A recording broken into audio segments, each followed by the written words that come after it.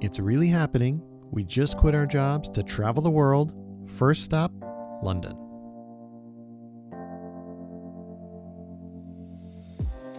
You're listening to Travel FOMO, a podcast for people self-diagnosed with wanderlust.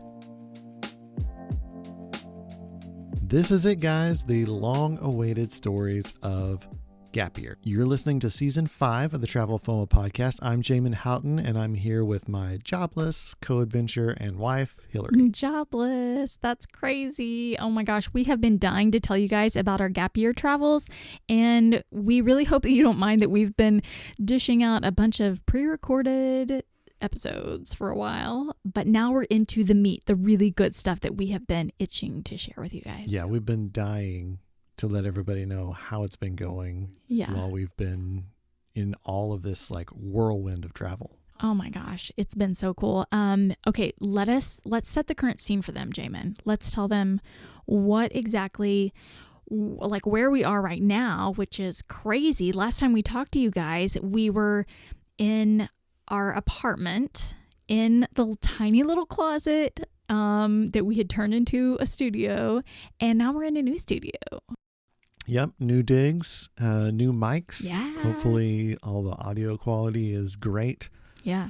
We are in our Airstream. That's right. We are in our Airstream, actually recording from our Airstream. Gap Year has officially been underway for about 4 months. So we have been jobless and traveling.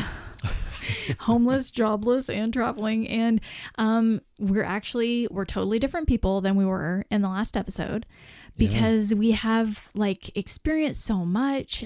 We've been to 18 different countries since we last recorded. We've overcome so many obstacles along the way. I feel like you and I have grown really close over the course of the past few months. Yes. If we weren't close already, I mean, but we have like really stepped it up a notch. And then COVID-19, like we have, we've navigated the requirements along the way, which thankfully it was a lot less hassle than I think most people would expect. So yes, that's great. I think we were really fortunate and blessed in the way that it all timed out for us, because I feel like there were several places we were going to go, things we were going to do that were like, okay, we're going to have to test a lot or wear a mask or maybe not get to do certain things because of the requirements. And I feel like each place would kind of lift requirements just as we were about to go there, which was kind of cool and worked out great for us. Yeah, exactly. It really did. Honestly, depending on our current location, we were required to either wear a mask, to show our vaccine status, we just had to keep checking the rules everywhere we went. And that was really like kind of just a whole nother thing we had to navigate. I remember being on a train twice, like 2 different occasions being on a train and like crossing a border, and the ticket checker, train attendant person coming through and telling everyone, okay, you can take your mask off now, which was so bizarre to me because I'm like, but we're all still in the same situation that we were like 5 minutes ago in another country, and now it's okay to take our masks off. So it felt just kind of funny and weird, but it was stuff like that like you just, every day that you're going to a new place, it's like, okay, let's see what's going on there. Right. Yeah. That is interesting because we were just literally crossing the border into another country, and they would walk through the train and say, okay, you can remove your face mask now. Yep. You're all good. There's no COVID over here. Right. Well, basically the rules have changed. You're in another country now. Yeah. But it was really the start of something beautiful. So this episode, our London episode, kicks off the start of our favorite leg of Gap Year, our UK and Europe trip.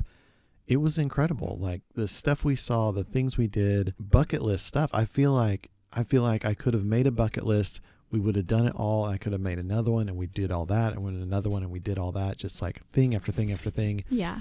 We are so excited to tell you guys about this trip. Like there is so much that we're still experiencing right now today. But kicking this off into London was just so amazing. It was such a magical time. We knew it was a magical time, even in those moments. It felt magical, even in the hard moments. You still it was so easy to be like, but I'm so thankful. I'm so thankful I'm here. Yeah, I feel like around every corner, it was like, man, it is so awesome that we get to do this.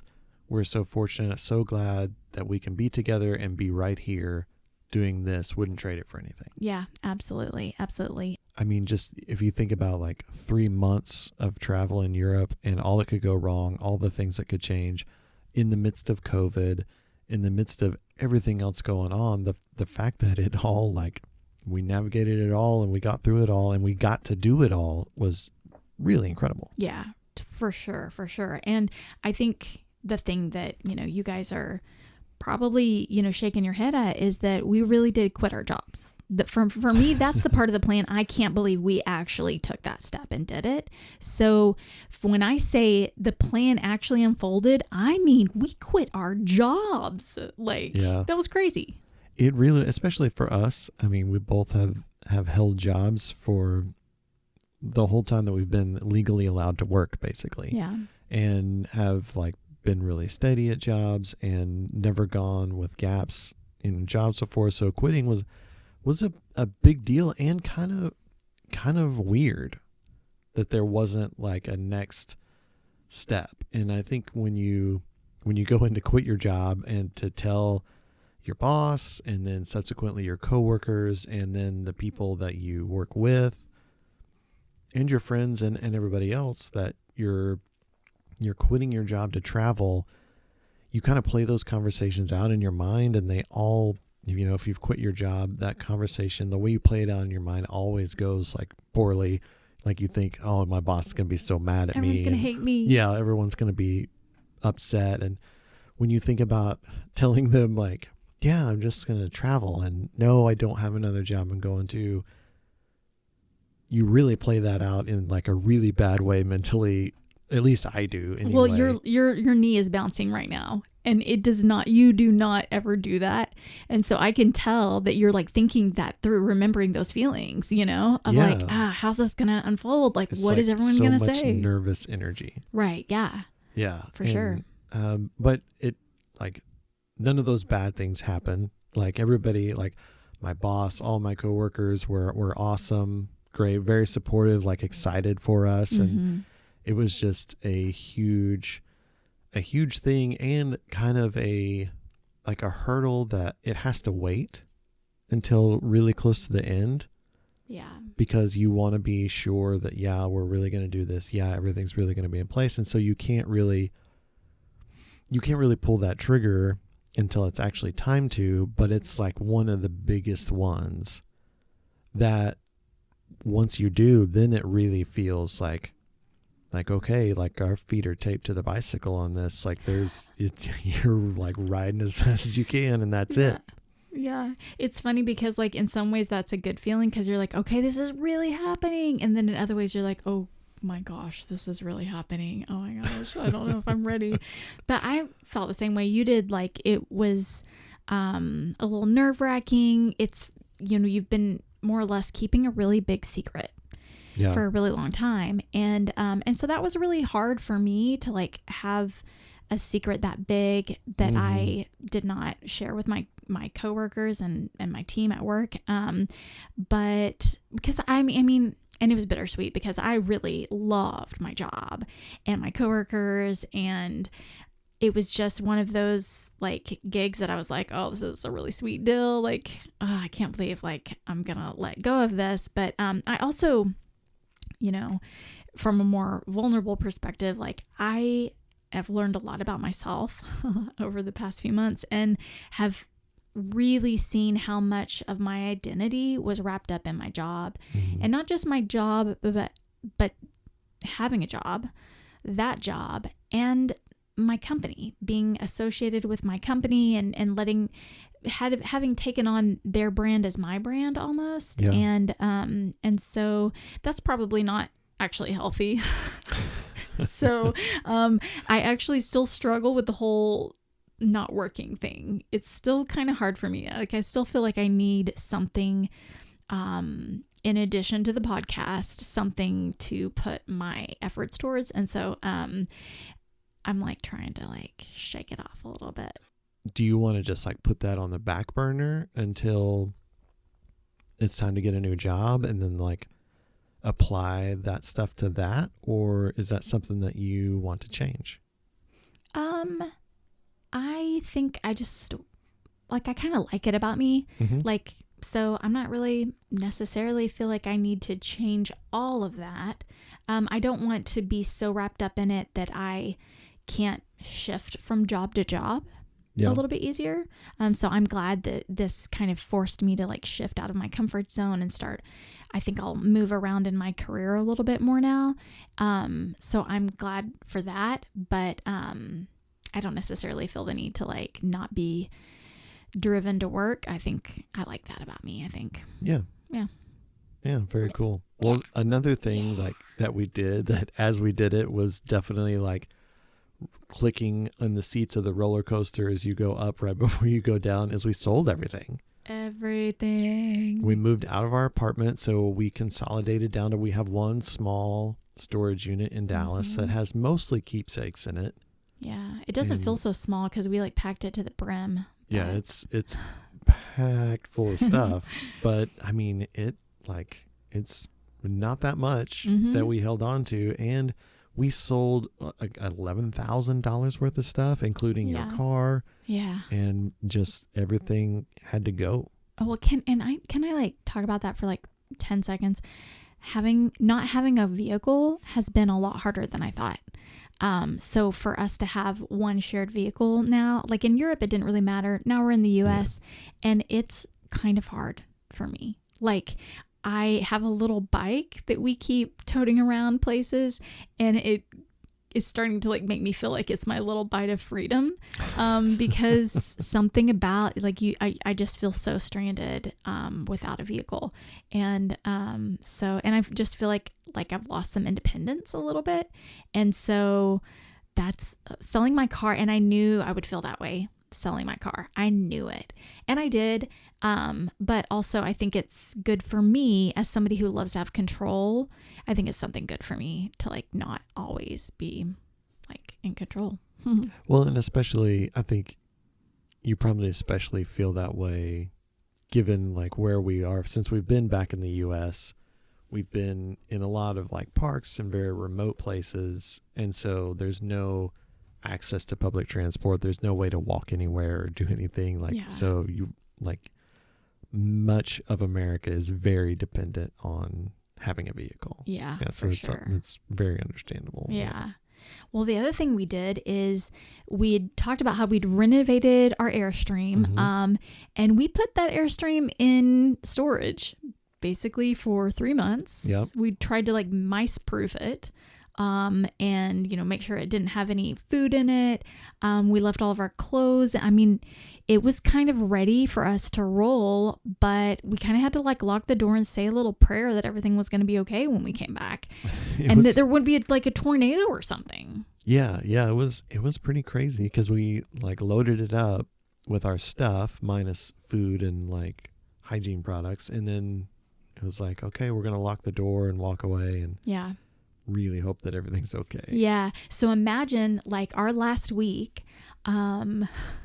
it's really crazy to like think through it again.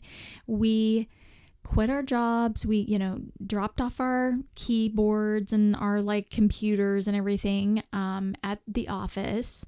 We sold my car, on Thursday. We dropped off our computers on Friday. We said goodbye to some friends that week as well. And then we, at the same time, were moving out of the apartment, moving partially into storage, selling some things, and moving into the Airstream and packing for Europe. So we were just dividing our lives and our things into so many different compartments, basically. I feel like this was such different travel than anything else I've ever experienced because of that. I feel like before, travel has always been a vacation, and it's been like a segment of time plucked out of your normal routines, and then like everything goes right back in and you just like roll right back with it. But this was changing absolutely everything about our lives all at once. all at once. Oh my gosh, it was so much. It was so much. And part of that was saying goodbye to Maggie, our dog. Yeah. Yeah. Maggie couldn't come to Europe. No. So she had to stay with my mom and Papa Bo. And we actually had to leave her at a pet resort for a couple of days, just like 2 days. Yeah. Then my mom came to pick her up to take her back to her house. And so that was a little tough. It was. Like, I know you were pretty anxious about it. Mm-hmm. Anxious is a good word. Because I was like, I just knew that she'd be sad. That she'd be really sad. And she gets scared easy. Yeah, she gets very scared. She doesn't necessarily like to be boarded.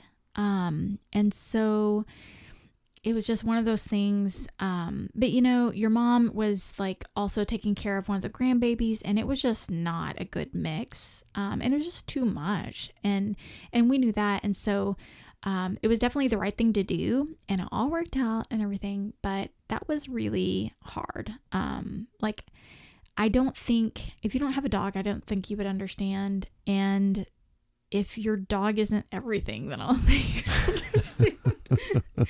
I hadn't ever been away from her. She is very close to being one of those therapy dogs for me. Like, what do you call it? Like a support. A support dog, because so many difficult things have happened in life, and she came along right after that. Mm-hmm. And literally was what I would physically reach out to and touch when I felt sad, or when I felt overwhelmed, or when I felt like I was having an anxiety attack or something. Like, literally touching her made it better. And so it was just like, and for some reason I was just afraid of little things. Like, I was afraid she would try to find us, and she would like try to get out of the backyard and run off. Like a Homeward Bound situation. Yeah. Milo and Otis style. That movie. I cried. But the reality was that she had a pretty awesome summer. Oh, she had a sweet gig. So she was in a nice house with like instant access to a huge backyard, which she didn't have in her apartment. Right. And she had Papa Bo. Oh. So Papa Bo, I think, made sure that she was well fed and taken care of, and I think she bunked up with Papa Bo, and he pretty much just made sure she was happy for all the time that we were in gap year. So I imagine she probably missed us a little bit, but I think she had a pretty good time. Yeah, and he loved her too. They both were little buddies, but Maggie wasn't a very good buddy to your mom's dog. Yeah, my mom has a dog, and I think her and Maggie are very similar personality-wise, and they both have big dog personalities, and I don't think that meshed well, so they never really got along. I think my mom ended up keeping them on separate like shift schedules for pretty much everything, which we didn't know until we got back. Mom kind of kept that a little secret, but I think she didn't want to stress us out. So that's probably the last time that Maggie gets to stay there for an extended time. Exactly. But it all worked out, and my mom's dog Little Bit has her house back now because we're back and we got Maggie back with us. Yeah, and it's been so great to have Maggie back. But okay, so before we start telling people about London, which is literally what this episode's about, let's talk about like some of the things that surprised us the most about this transition. Like, it's just, it's a lot. Yeah. I think for me, one of the things was like how disjointed I felt after we moved out of the apartment. Because I think at the end of the day, like I'm definitely like a homebody kind of person, and I think a lot of things I was able to like mentally solve for by like, you know what, just got to do this. And, and then at the end of the day, I get to go home, or at the end of this trip, or at the end of this whatever, get to go home. You'll be there. Maggie will be there, and we can just chill out. And then I can get back right again. And so I think that was always kind of mentally there for me. And then when we moved out of the apartment and that's gone, it's very much a like, whoa, like, okay, this is this is different than anything I've ever known. And I have places to stay. So that need is met. So I have shelter, but I don't really have a home. And that, like, I was surprised that I felt that way to the extent that I did. Okay. Yeah. Yeah, I could totally see that. And what about you? I mean, I was surprised at how vulnerable I felt. Like, it just felt, you just feel a little vulnerable. You're making this big leap. Not everybody agrees with it, but quite frankly, most everyone we talked to, friends, coworkers, family, they were really happy for us. And they were like, oh my gosh, do this, like send me pictures. Like everyone wanted to be a part of the adventure with us. And but still I felt a little vulnerable and a little on edge at first, especially like the first few days of traveling. I wasn't a lot of fun, I would say. Like I tried to be, but like I was like, I just felt unsettled. Yeah, I think it's really hard to adjust to, because everything did change. And just from the virtue of it, like doing something like this, you can't ease into it. Like you can't like, okay, like I'll do a couple days of travel and then get back and like get used to it over time. It kind of all has to happen at once for it to work, at least for us and our budget anyway. And so it really is a very disjointed, kind of all over the place feeling. Yeah, it really is. But kind of crazy. But it was worth it. It was worth it. And because I do think that having London as the first stop was huge, just because London is so awesome and we love it so much. So let's talk about London. Let's talk about London. Yeah. So we took a red-eye flight and we got there first thing in the morning. So it was early morning, and which I kind of liked, because if you just force yourself to stay up that whole day, go to bed that night, you can kind of like maybe get over the jet lag a little quicker. I don't really know, but I think it worked. It worked for us. Yeah. And so got there. We tried using our Eurail passes, which we used to get kind of all over Europe. We tried to use those to get from Heathrow to London Paddington, and we couldn't get them to work. We even talked to security, and they weren't very helpful at all. They're not used to the digital passes. They were like, I don't know. Yeah, like the digital pass was something new to them, and so we ended up having to pay, I think, like £50 a piece, right? It was expensive. Yeah, which wasn't a great way to start out, but figure out for ourselves, like, then we just had to buy tickets so we could get there. And then later we figured out how to actually use the passes, which would have worked. Yeah. And we could have saved that. And when we came back to the airport at the end of the trip, they did work for that. So, well, and let's tell people a little bit about the Eurail passes that we got. You guys are going to hear us talk about these throughout all of these episodes. These passes are brilliant for someone in our situation, because we ended up purchasing one that was a 90-day pass. And so we got to go, you could basically hop around to a ton of different countries, 30 something, I think, it was an option to go to 30 something countries. Most of it would be free. You might have to pay for some reservations. In most cases, a reservation would be like $2 or $4 or $12, maybe $20. But for the most part, it's all included in your original price, which came out to, I think we did it over Thanksgiving weekend, Black Friday or something. So we got I think we both got our passes for $900. Yes. Which means $900 per person, which means it was $300 a month spent on travel. Yeah. Which is crazy. Oh, yeah. Yeah. But there was more to it than that, because, like we said, we had to pay for some reservations and we took some flights and stuff like that. But for the most part, I mean, that's pretty cool. Yeah. And we used it everywhere. Like every country that we were in, we used it to some extent. And I feel like we actually got really good at using it. And we got to do a lot of things that we probably wouldn't have done. Like when we were in Prague, we went to Kutná Hora, to see the Chapel of Bones, which was incredible. And if we hadn't had, and it didn't cost us anything to make the trip because we had the Eurail pass. And if we hadn't had that, you're talking about buying train tickets on top of tickets to get into the place. Like it could just add up very quickly. And I think there's a lot of things like that we probably wouldn't have gotten to do if we didn't have the pass. Yeah.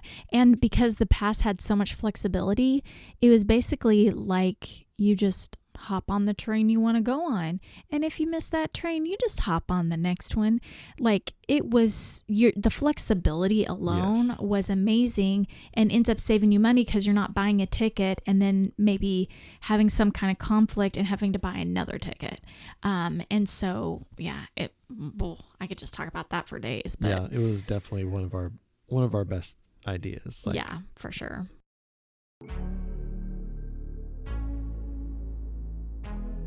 Is there something you know about that revolutionizes the way you travel? Can it solve problems and help people around the roadblocks on their adventures? Is it just plain cool? If you have a product like that, we'd love to tell people about it. Get in contact with us, and maybe next time we'll be talking about your product right now. We get into London, we finally get to Paddington Station, and then we go to our hotel. So we were at Lancaster Court Hotel, and we knew that it was close to London Paddington, and so I pulled up the map and found Lancaster Gate Hotel, and we walked there first, which was past Lancaster Court Hotel, which is where we were staying, and it was kind of rainy, so we got to walk in the cold and the wind and the rain probably twice as far as we needed to walk. Oh, it was windy and rainy. Yeah. Because we were at the Lancaster Court Hotel instead of Lancaster Gate Hotel. So that was another great way to start. After you'd just gotten off of like all these planes and a really long flight and had to pay for the Heathrow Express to Paddington because you couldn't get the Eurail to work, and then we walked to the wrong hotel, and it was not starting out great. But we were still thrilled to be there though. Yeah, it's still London, so it's still pretty cool. When we did finally get there, so we booked, even though it was a hotel, we booked it through Airbnb. So we booked a room through Airbnb.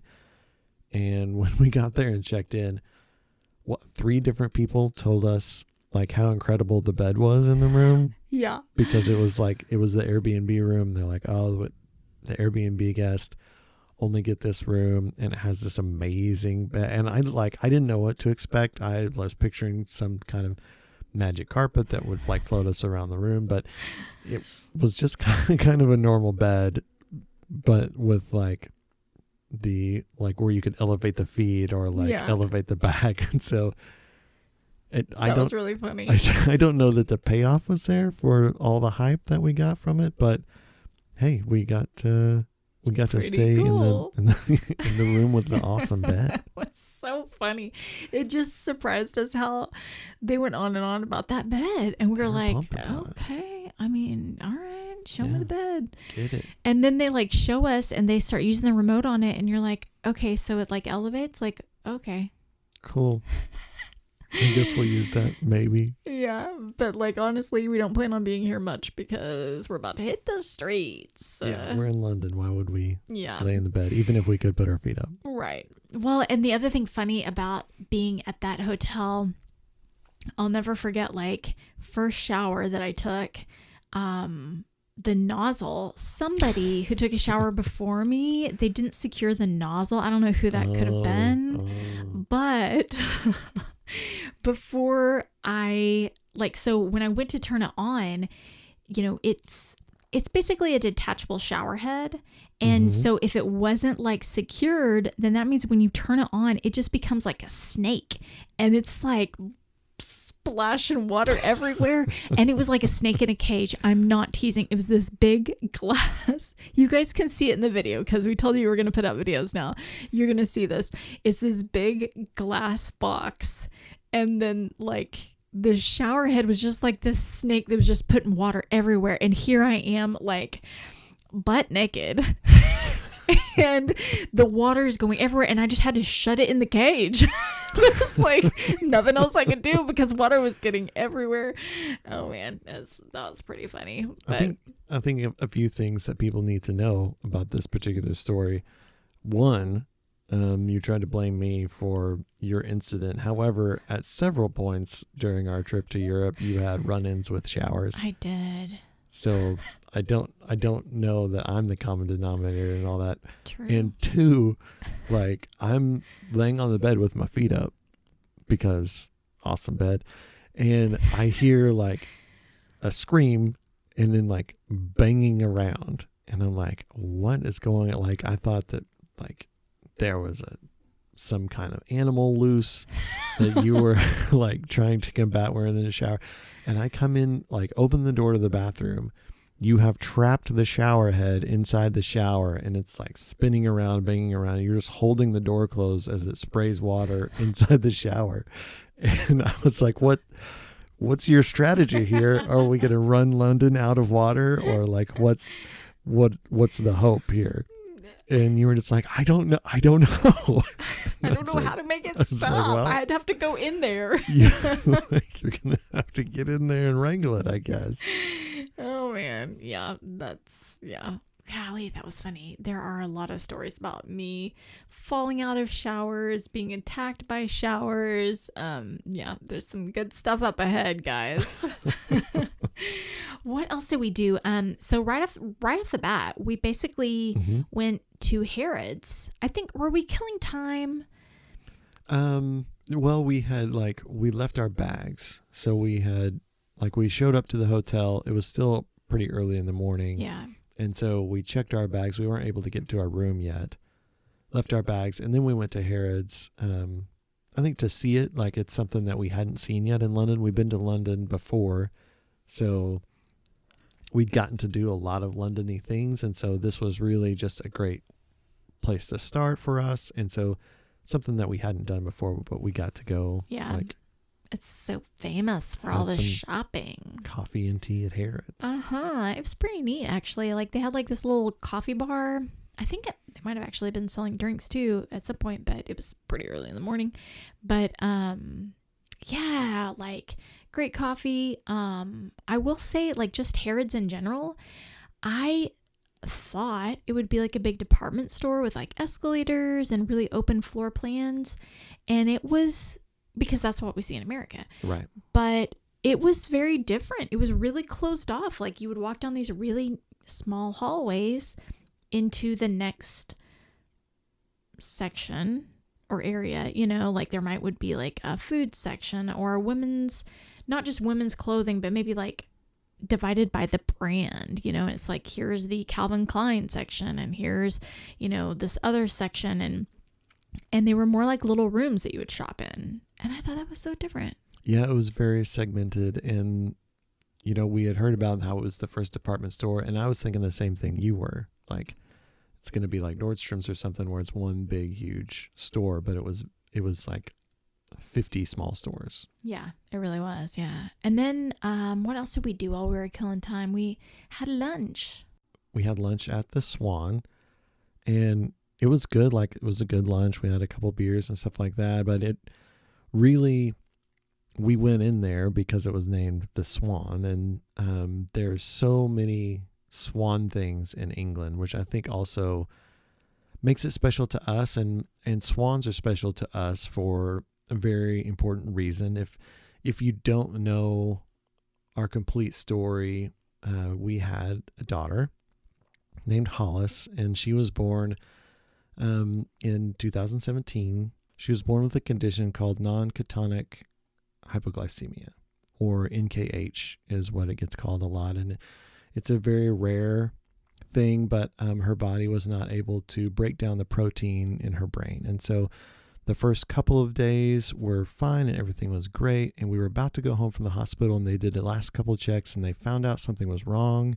And we spent a few days before we got a diagnosis. And then we got the diagnosis, and it's a terminal thing. And so we really only got to spend 6 days with her before she passed. But we loved those 6 days, and we didn't have any idea that anything was wrong until those couple days right before we were going to take her home. And so we had a room ready for her, and it was all ready to go. And you had done such an awesome job decorating that room, and we decorated that room with swans. Yeah. And so swans mean a lot to us, and whenever we see a swan here or there, that's really significant to us, and just reminds us of her, and we like that because we want to be reminded of her. We want to remember her, and we want to take that part of her that we knew and we loved with us on all of our travels and all of our adventures. So when a swan shows up, it's just that reminder to us of her. And so when we saw this place called the Swan, it just made it a really obvious choice to be our first meal of our trip in gap year, and a great place to go in London. Yeah, for sure. And you guys will see so much swan stuff in the videos. Yeah. Just because they are like all over the UK for sure. Yeah. We ended up going to several swan pubs or swan like swan restaurants and this and that. And but yeah, if you go check out our YouTube videos, you'll see over and over again swans pop up, and that's why they're cool to us, and we thank everybody that we get to share our story and share that little piece of it. So whenever you see a swan pop up in any of our stuff, that's our nod to Hollis. Yeah, that's our nod to Hollis. I love that. And they're just, it still blew my mind. I started out taking pictures of all the swans that I saw along the way, whether it was an actual swan or if it was like a swan logo or the word swan or something. And I couldn't keep up. There were so many, but I tried. There's just like so many references to that, to them in the UK for sure, but then some other places in Northern Europe as well. Northern Europe, yeah. Yeah. I mean, it was really, really until we hit the kind of southern coast that they even stopped being in almost every park in every city. Yeah, that's true. Thanks for sharing that with everybody. I like that. Another really sentimental thing that we did that I thought was so cool and a little different that I haven't done is we went to a prayer service at Westminster Abbey. It was really cool. It was so neat. I totally recommend it for anybody who's even remotely interested. Even if you just want to go to Westminster Abbey just to see it, it's a really unique way to do it. Because, you could obviously go on a tour, you could go in as a tourist and all that kind of stuff, but how cool to see it in action. That was cool. Yeah, I really liked that. And there have been prayers led on that location for over 1,000 years, which was really cool to be tied to something like that there's a place that has been used for the same thing for that long. Yeah. And that you can still participate and be involved in the original intent of that location was really cool and really a great way, like you said, a great way to see it. You don't get to walk around and like tour it. Mm-hmm. So if you're really interested in an extensive tour of it, you'll want to do that. But this was a great way to experience what it was built for. Yeah. So the next morning, we got up and went for a run, which is another great way to get over the jet lag. I feel like it helps you just kind of just like power through it a little bit. And running is a great way to see a city. Yes. I loved every single run that we went on. This one was no exception. We ran through Hyde Park and St. James Park, which that includes places like Buckingham Palace, Kensington Palace, the Princess Diana Memorial, so many things that you want to see. And you can kind of see them when they're less crowded, in really nice light early in the morning. That particular morning, it was cold, and So really windy. Oh my gosh. And it was a little bit wet. It didn't rain on us while we ran, but it had been raining. And so that made it a little bit tough of a first run. Oh yeah, because we're like, you guys remember in the previous episode, you probably heard us say we're going to run in every city that we sleep in. And we stuck to that pretty well. But this made it feel like that was a really big promise. Yeah. This felt really challenging, and it was so cold that first morning that I was like, man, I kind of wish that we hadn't said that we would do that. Yeah. but we did. We did. And it was also a little like we hadn't quite hit our groove yet for No. like how the runs were going to work in a couple of different ways, in the ways that we were going to film the runs for YouTube. Our plan didn't necessarily work out there. And also all of our runs at home, we would kind of do the same route, or like we had like 3 or 4 variations of routes, and we'd be like, which one are we going to do? We're going to do this one. And so you kind of knew, well, this like running through these parks that are new to us, we don't really know. We kind of struggled with like who was going to navigate and Who's in charge? yeah, who was going to determine where and when we were going to run. And so we had to work that out. We really did. It was actually like, it was about navigation in general. Like whenever you travel, you were navigating all the time. Everywhere you go, all day long, you are navigating. And we kind of just started navigating and then realizing that like both of us were kind of like doing it, but one of us would want to go one route rather than the other, and he'd be like, why would we go that way? We could go this way. And we kind of had like a little bit of Game of Thrones, going on of like who's in charge. And that was like surprisingly hard. I'm not going to lie. Like that was actually really frustrating. Like my most frustrating moments in the beginning was navigation. Like it was just like, I just want, and also, we like control, not just me, you like control too. And so like, I don't even like somebody telling me where to walk on the sidewalk. Like I decide where I walk on the sidewalk. Like, so there's a lot of that where it's like, it became, I don't know. It was just like, we were just not on the same page. So it took a while. But we did get on the same page. Yes. And we figured out that if we just always needed to ask, like, do you want to navigate us? Would you like me to navigate? And then it honestly became like really like nice, because towards the end it was like, yeah, if you can navigate us, that'd be great, because I do not want to think. And so, but we figured it out. Yeah, we figured it out, and we took turns, and that was much better, having one steering wheel in the car rather than 2. That's really it was funny. much more effective. So it just took a little talking through. It's really crazy, like the little things that can become big things, Yeah, well, I feel like we had thought through so much and had planned out so much, and it was one of the things that we had not thought of, like, oh, we need a system for this. And so when we didn't have one, it was like we didn't have a system and it couldn't function. Yeah. Well, and we'd also thought through so much that we had like ideas about how this was going to unfold, Yeah. We each had opinions about where to go when. Like we had things we wanted to do and like hopes. And so we had to kind of navigate like fitting each other's preferences in, Yeah. And it was like you said, there was so many things that we wanted to do, and so much that we looked forward to.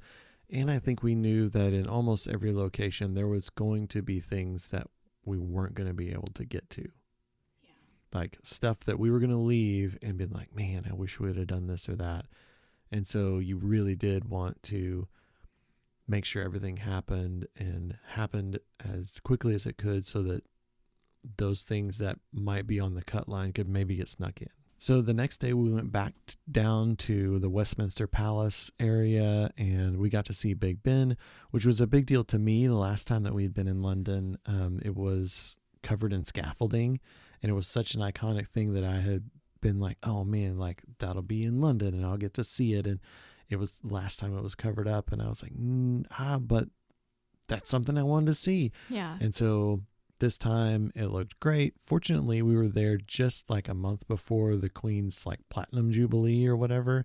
So they had everything like shipshape and spit spot, which was cool to get to see all of that. We also went to Borough Market again, which we talk about in our very first episode that we did ever, us discovering Borough Market. We got to go back. We had a corned beef sandwich. Yummy. It was good. Yeah, we got a pie there that was cold. You had a cold meat pie under a fridge. Yeah, the guy told me in deference to him, he did tell me that the pie was no longer hot. He's like, they're not hot anymore. I kind of expected it to be somewhat warm, right, and not cold, and so it was legit cold. Yeah, that was a little bit disappointing. But we had some great desserts down there too, and it was like it was still an awesome place to see in London. So if you're in London, hit up Borough Market. If they don't have something there that you like, then you don't like stuff. Then you're just like a lost cause. Yeah, just go back home. I remember getting like a vegan brownie there, and it was like so good. I can't even, like, I can still remember what it tastes like. It was really good. It's really good. Okay, so we packed in so much that day because we were only there for 2 nights. Right. And I think you may have said that the next day we went to Westminster and Big Ben, but we actually did this all in one day. So we like woke up, went for a run in Hyde Park and St. James Park. Right. Yeah. Then we went to Westminster and Big Ben, Borough Market.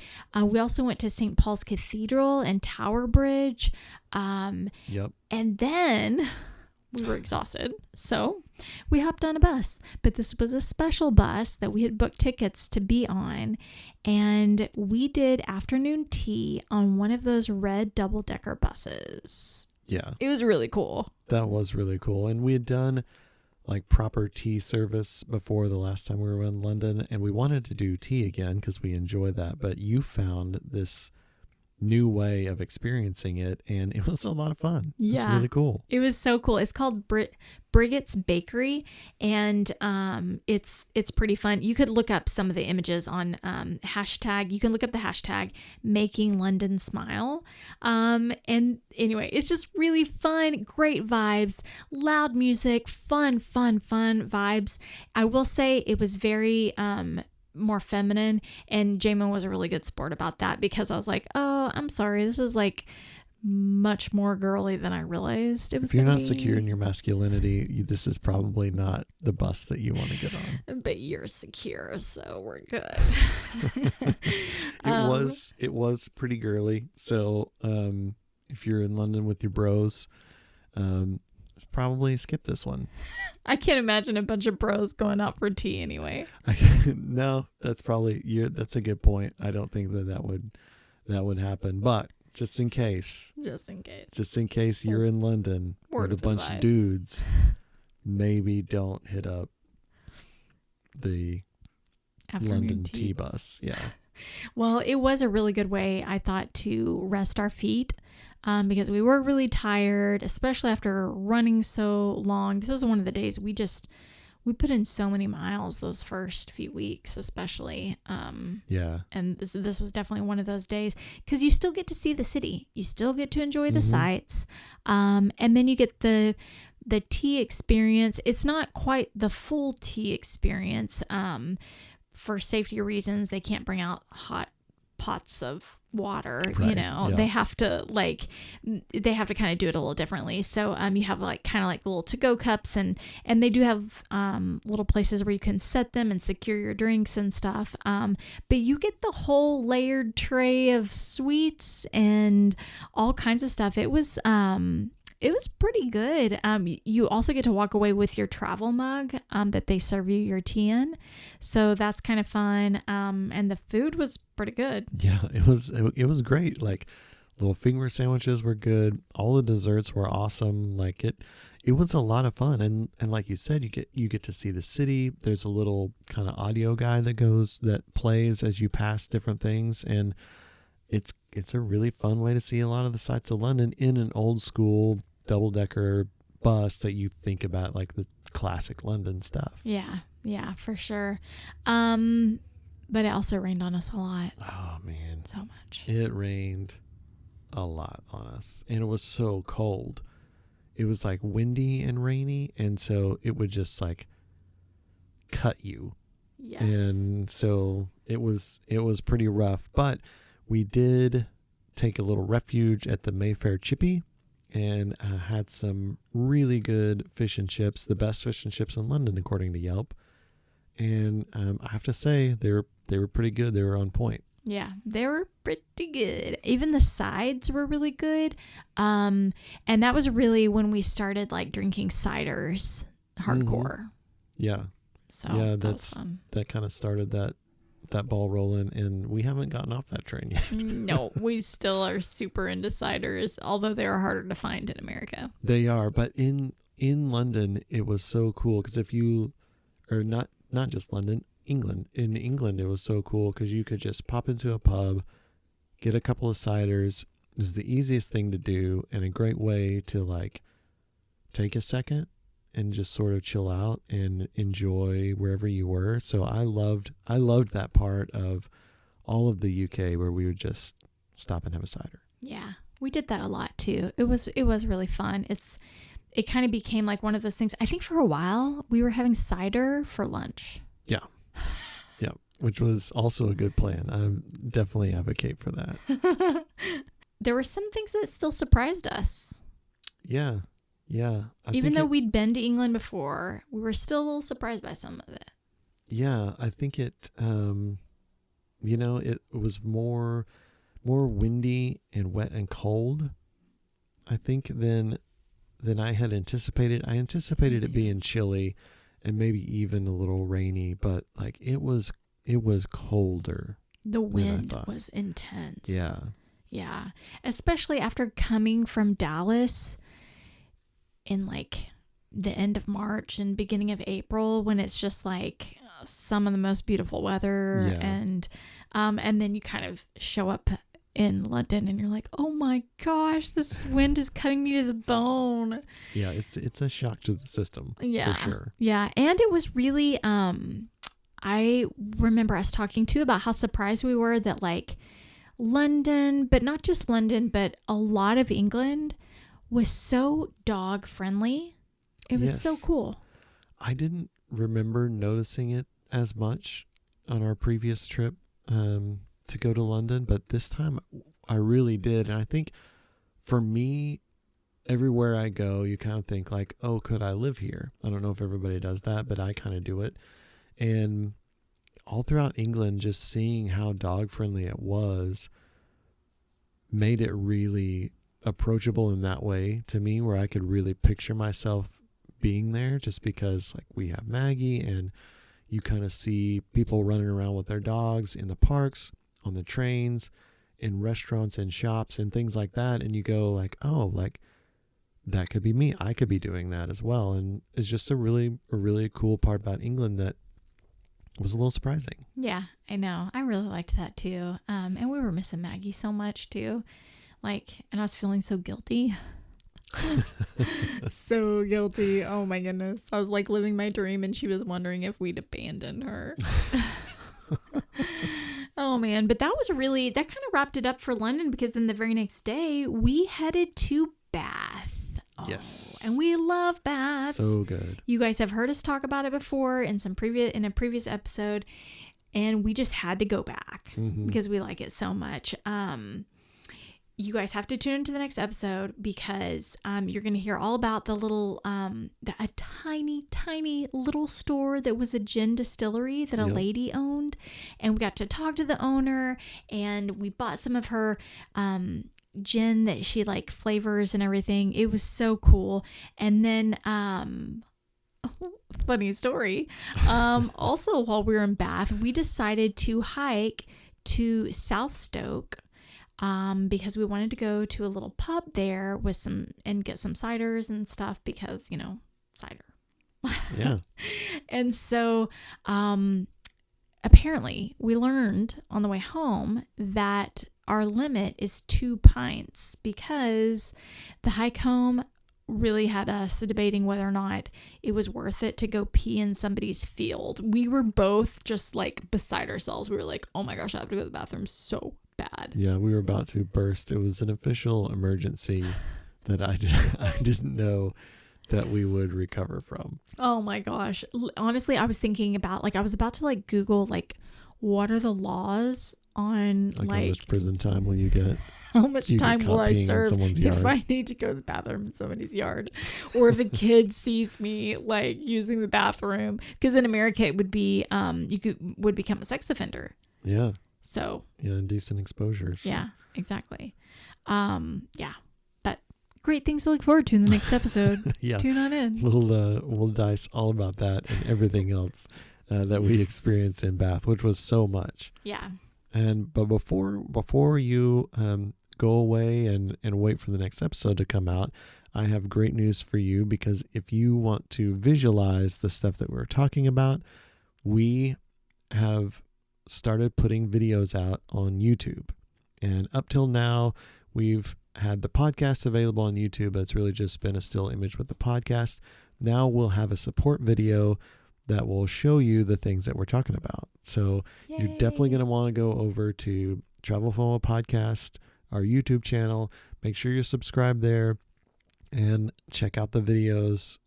They'll go up along with these episodes. So when an episode comes out, the goal is to put out a support video as well. Yeah. So excited about that, because I just, ironically, we're all about words, right? Podcasting is all about telling, speaking things, and being able to articulate yourself. But some of these places that we go to, there aren't words. And so I'm hoping that these photos and videos help people see what it is that we're trying so hard to articulate how amazing it is. So yeah, a lot of the stuff that we saw is way too hard for me to put into words.